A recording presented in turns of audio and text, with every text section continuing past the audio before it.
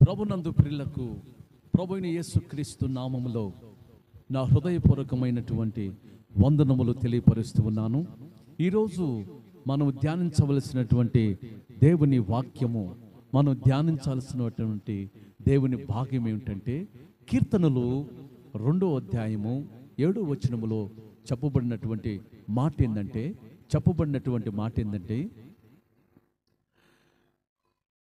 నీవు నా కుమారుడువు, నేడు నిన్ను కని ఉన్నాను, నన్నడుగుము, జనములు నీకు స్వాస్థ్యముగాను బూది గంతముల వరకు నీకు సొత్తుగా నిస్తానంటున్నాడు. దేవుని పిల్లరా, ఆయన మనకు గుర్తు చేస్తున్నాడు, నన్ను అడగండి, ఆస్క్ మీ, నన్ను అడుగు, మీకు నేను జనములను స్వాస్థ్యముగా ఇస్తాను అని అంటున్నాడు. ఎందుకు జనములు? ఎందుకు, దేని కొరకు జనాలు మనకు? సాధారణంగా మనము ఏమడుగుతాము? ధనమును అడుగుతాం, ఐశ్వర్యాన్ని అడుగుతాం, ఆస్తులను అడుగుతాం, అంతస్తులను అడుగుతాం, ఇళ్ళును అడుగుతాం, ఇళ్ళ స్థలాన్ని అడుగుతాం. అయితే మనకు ఆలోచనకు రానిది ఏంటంటే జనములను అడగటానికి మనకు ఇష్టం ఉండదు. ఆ ఆలోచనే మనకు రాదు. ఆయా ప్రార్థనా కార్యక్రమాలకు వెళితే మన యొక్క అవసరతలను అడుగుతాం. దేవుడు అంటున్నాడు, నన్ను అడగండి, అడుగుము, మీకు నేను జనములను స్వాస్థ్యముగా ఇస్తాను అంటున్నాడు. దేనికి జనములు?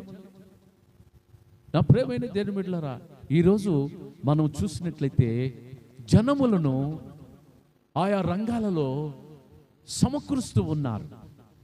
రాజకీయ పార్టీలైతేమి, సినిమా యాక్టర్లైతేమి, ఆయా రకాలైనటువంటి కార్యక్రమాలకు జనాలను సమకూరుస్తూ ఉన్నారు. తాత్కాలికమైనటువంటి ఈ లోక సుఖాల కొరకు, ఈ లోక ఐశ్వర్యాల కొరకు, ఈ లోక ఘనత కొరకు జనములను స్వాస్థ్యముగా లేదా జనాలను సమకూరుస్తూ ఉన్నారు. అయితే దేవుడు మనతో చెప్తున్న మాట ఏంటంటే, మీరు జనములను అడగండి. దేనికి జనములు?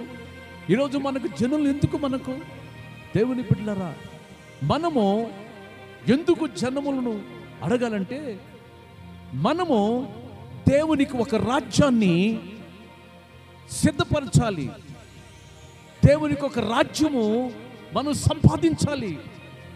దేవునికి ఒక రాజ్యాన్ని కట్టాలి, ఒక రాజ్యాన్ని కట్టాలి. ప్రభుని యేసుక్రీస్తు జీవించినటువంటి దినాలలో ఆయన ఒక రాజ్యాన్ని సిద్ధపరిచి వెళ్ళాడు, ఒక రాజ్యాన్ని సంపాదించి వెళ్ళాడు.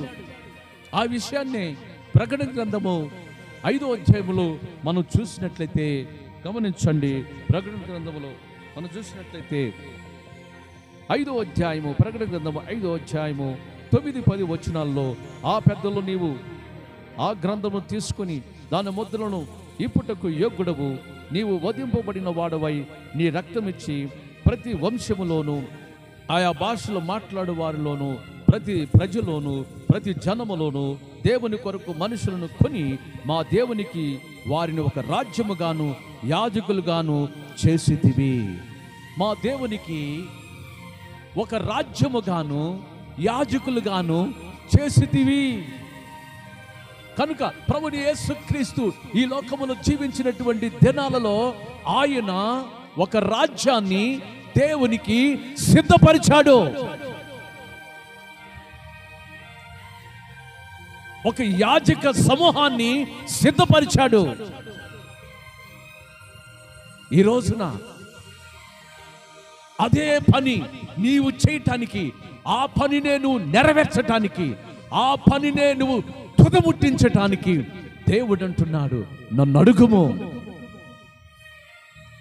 యు ఆర్ మై సన్, నీవు నా కుమారుడవు, నేడు నిన్ను కని ఉన్నాను, ఆస్క్ మీ, నన్ను అడుగుము, జనములు నీకు స్వాస్థ్యముగా ఇచ్చేదను. అంత మాత్రమే కాదు, భూదిగంతముల వరకు నీకు సొత్తుగా ఇచ్చేదను. ఈ రోజున ప్రతి సేవకుడు, ప్రతి దేవుని యొక్క అభిషేకించబడిన ప్రతి కుమారుడు, కుమార్తె దేవునికి ఒక రాజ్యమును సంపాదించాలి, దేవునికి ఒక రాజ్యాన్ని స్థాపించాలి, దేవునికి ఒక రాజ్యాన్ని సంపాదించాలి. ఆ రాజ్యము ఏంటో తెలుసా? ఆ రాజ్యం ఏమిటో తెలుసా? నా ప్రేమైన దేవుని బిడ్డలారా, దేవుని చిత్తానుసారముగా కట్టబడినటువంటి దేవుని సంఘములో మారు మనసు పొంది పాప క్షమాపణ నిమిత్తము బాప్తిసమును పొంది పరిశుద్ధాత్మతో నింపబడి పరిశుద్ధమైన జీవితము జీవిస్తున్నటువంటి ప్రతి పరిశుద్ధ సమూహమే ఒక రాజ్యము. అలాంటి పరిశుద్ధ సమూహాలు అనేకము చేసి ఆయనకు ఒక రాజ్యముగా సిద్ధపరచాలి. ఆ రాజ్యాన్ని మనం తీసుకెళ్ళి దేవుని ఎదుట నిలబెట్టాలి.